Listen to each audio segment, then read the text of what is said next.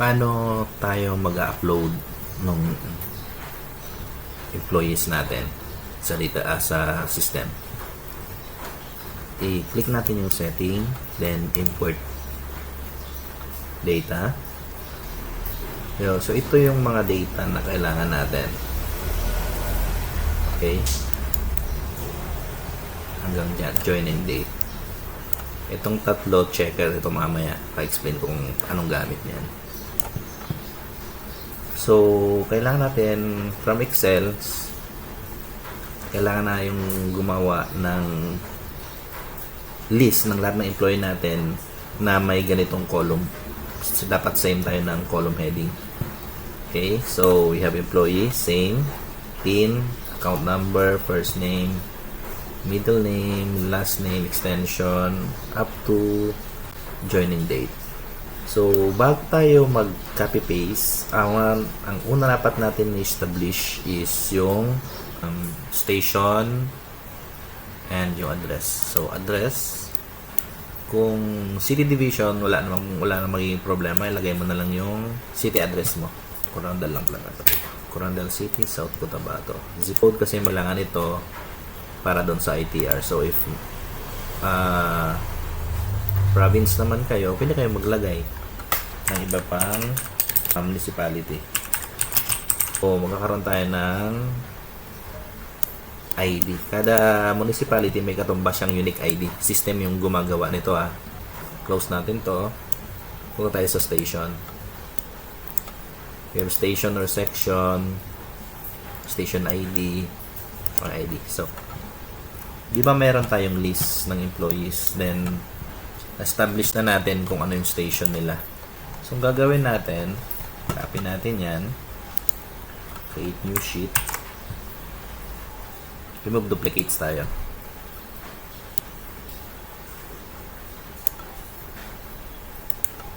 So, gagawin ko, bago ko siya i-copy paste dito, lalagyan ko muna siya ng station ID. O yung school ID nila. Bakit? Kasi ito yung magiging identifier natin mamaya doon sa pag-print natin ng ITR. I-look up ko lang. Look up. May naka-ready na ako dito yung mga station ng mga school, station ID nila or school ID nila. Pwede rin nyo rin gamitin instead na school ID yung station ID sa payroll ninyo. Pwede din naman yun. So para lang identifier lang natin. Ito kasi per school, hindi siya by district. So kung sapansin nyo, meron akong mga division, accounting, pare-pareho sila ng station ID. Meaning, mamaya pag-print ko, sama-sama rin sila sa isang grupo. Kahit iba-iba yung school name nila. Ay, yung name nung station nila or nung section nila. So, gagawin ko ngayon, copy-paste ko na siya. Copy, then i-paste ko na siya dito, station ID. So, yun, 386 ang na-paste ko. Ito yung magiging ID. Ito yung unique ID. Ito yung kailangan talaga natin. The same with the address, ito yung kailangan natin mamaya. Then, sa appointment, ito rin yung kailangan natin. Okay? Now, dito na tayo. Ito yung data natin, di ba? Ito yung i-paste natin. So, bago natin i-paste, itong tatlong ito, station. Highlight ko itong station na to, itong tatlong to, address, appointment, saka station, dapat number ito. Kung ano yung number, kung ano yung station number, yun dapat yung nandito. Hindi na Edward National, kundi yung station ID nya. The same with appointment. Kung regular dito, ang dapat na nandyan is 1. Kung address is Corandal City, South Cotabato, dapat ang gagamitin is ID 1. So, ito dapat palitan to ng 1. So, para mas mabilis, VLOOKUP pa rin tayo. So, kopyahin natin to. Copy. Or pwede rin from top. Copy. Then, so, station address. Okay. And we have the appointment. Up. Drag. Copy. So, next yung station. Ito yung mas marami.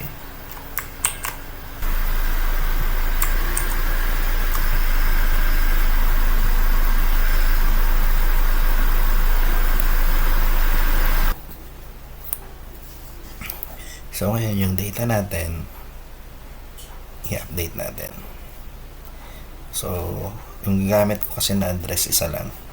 So, hindi ko na kailangan mag-VLOOKUP. So, ang ID ng Coronadal is 1. So, papalitan ko lahat ng 1.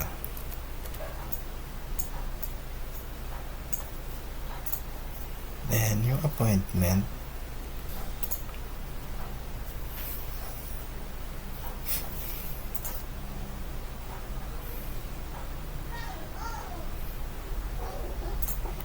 so, regular is 1.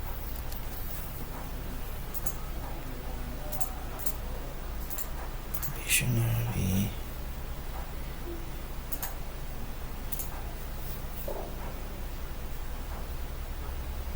is 4.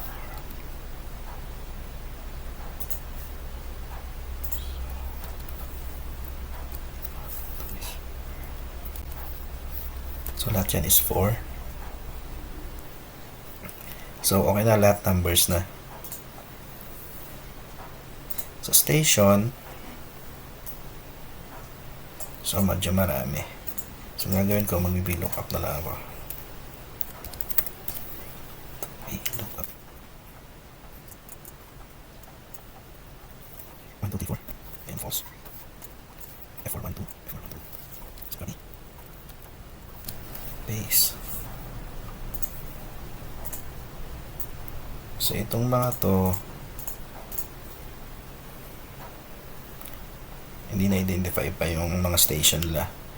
So, ang ginagawa ko,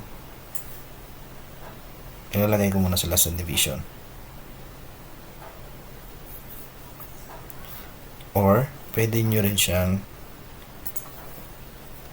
i-blank na lang. So, now, copy natin to, then palitan natin tong name. Pero instead na, ang pipili natin is yung values lang ang ipapaste niya. So, magiging 3. Delete nyo na to. So, makikita nyo dito, puro numbers na lang yan, tsaka blank. So, good sa tayo. Yung joining date, importante lang naman to sa mga newly hired para mailagay doon sa ITR nila. Pero kung old na, pwede na beginning na lang nung year.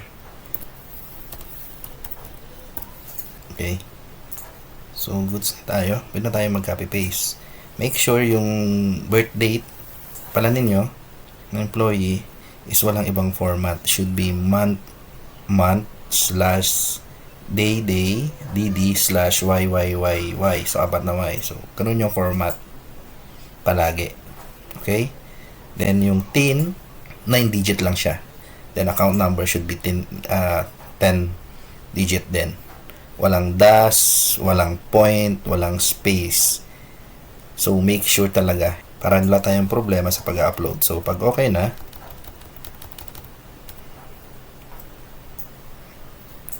is 8768 or 8767 lang kasi heading yung isa. Pag nakapit ko na, i-click ko tong asterisk para ma-highlight yung buong row. Then, Control V. So, yun. Yes. As you can see, 8767 yung na-paste natin. Dito nyo i-check pala. Yan. So, as you can see, meron tayong checker. So, dapat yung tin is magiging okay siya. Meaning, 9 digit yung ginamit nyong 9 digit yung pinaste ninyo. So, lahat is okay. So, walang sobra na digit. The same with bank. Okay siya. Pero pag pinasobrahan mo kasi yan, ang mangyayari dyan, so invalid siya. The same with tin. Pinasobrahan mo siya, o like gawin mo 13 digit, magiging invalid siya. So, dapat ito, lahat is okay, walang invalid. The same with yung birth date. Okay? So, tandaan palagi. Then, we have another checker. Ito.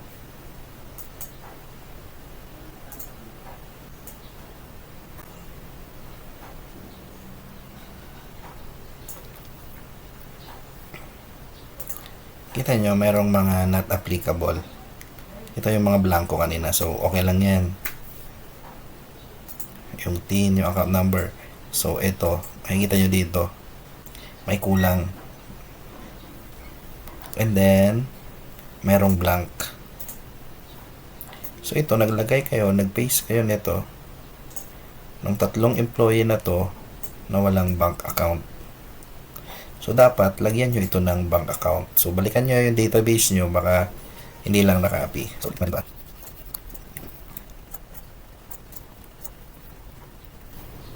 So, meaning, wala talaga siyang bank account number. Wala kayo nilagay na bank account number. Ito siya, oh. Ito para. Inad, oh. Blanco ito siya. So, dapat lagyan nyo siya. So, pag okay na, and yung pag-paste nyo pala ha, dapat same column ha. Huwag yung dapat same column tayo ha. Employee number, tin account. Kasi pag nagkabaliktad dito, kunyari,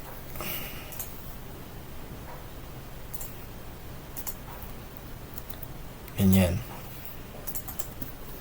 Imbes na yung first name is may paste nyo dito, imbes na itong first name ang maipapaste dito para sa first name ng database, ang mangyayari, middle name ang mapupunta doon dito sa first name. So, pag okay na, upload nyo na. So, kita nyo, employees uploaded.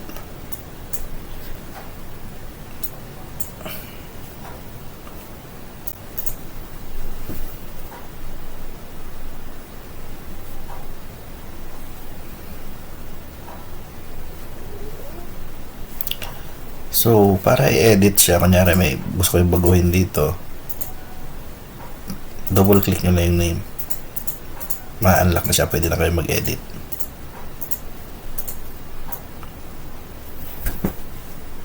So, ganun lang siya.